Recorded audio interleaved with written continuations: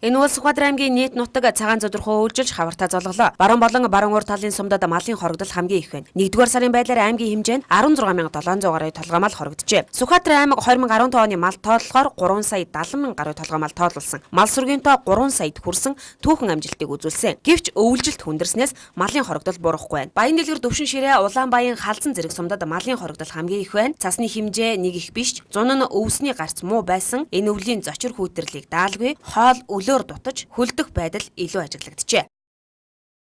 Том малын хорогдлыг төрлөөр нь авч үзвэл тэмээ 7, адуу 1187, өхөр 1602, хонь 5214, ямаа 8734 толгой байна.